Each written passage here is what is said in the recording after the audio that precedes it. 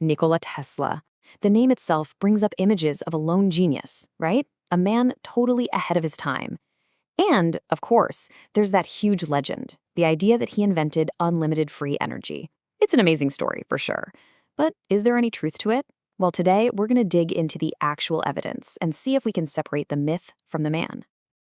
So, did Nikola Tesla really discover a secret to unlimited free energy that was then suppressed from the world? I mean, this is the question, isn't it? It's right at the heart of one of the internet's most persistent theories. And you can see why it's so captivating. The idea of free, endless power, just hidden from us. So let's do this. Let's see what the source material actually tells us. Okay, so the claim itself is pretty simple, but boy, is it powerful. The idea is that Tesla developed a system, usually connected to his famous Warden Cliff Tower, that could literally just pull energy right out of the air for free. It's a whole story of a revolution that could have changed everything but was supposedly suppressed. So let's ask the big question. What was he actually trying to do? And boom, right here, this is the absolute core of the whole thing. The myth, the story we all hear is about creating unlimited free energy from nothing, like magic.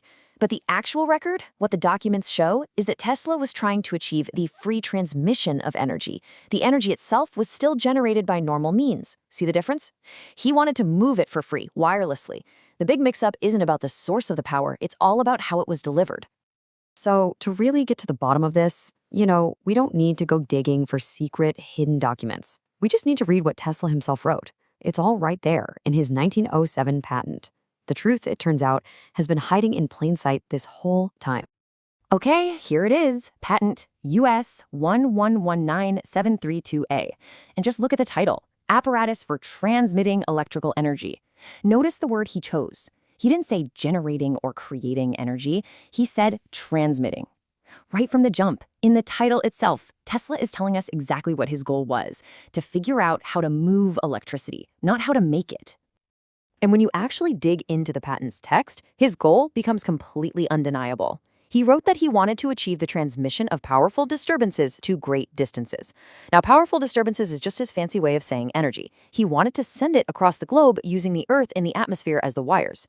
I mean, think about it. It's basically a wireless charger, but for the entire planet. How cool is that?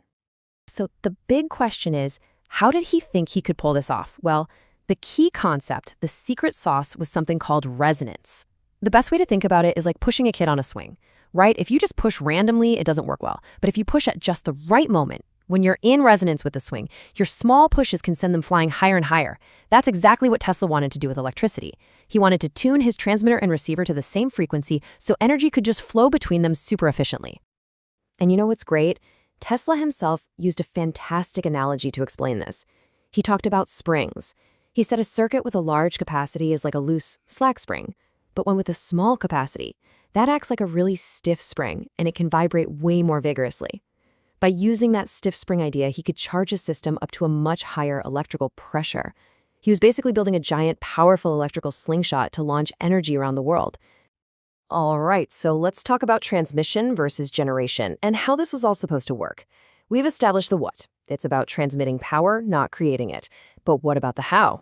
Well, Tesla actually laid out a pretty clear process.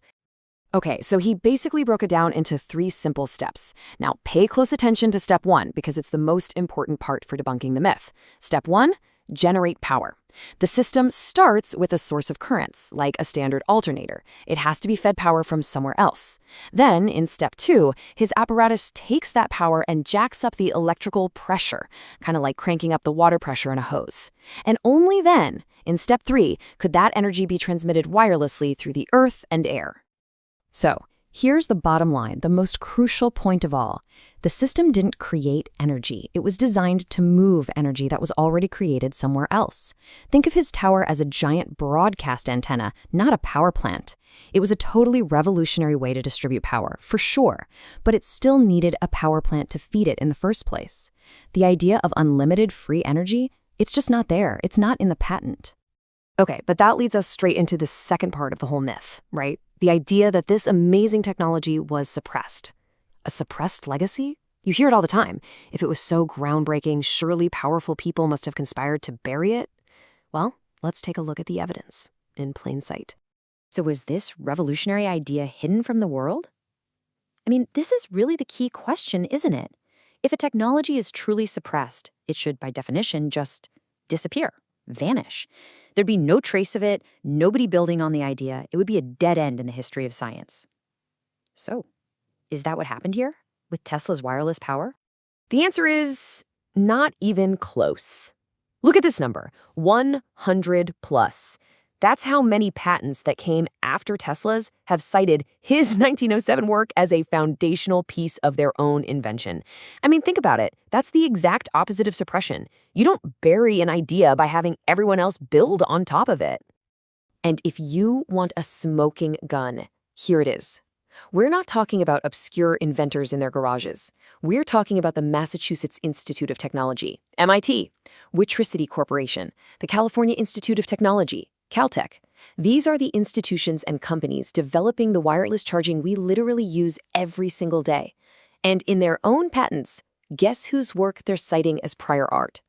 Yep, Nikola Tesla's, the very idea that was supposedly suppressed and buried forever.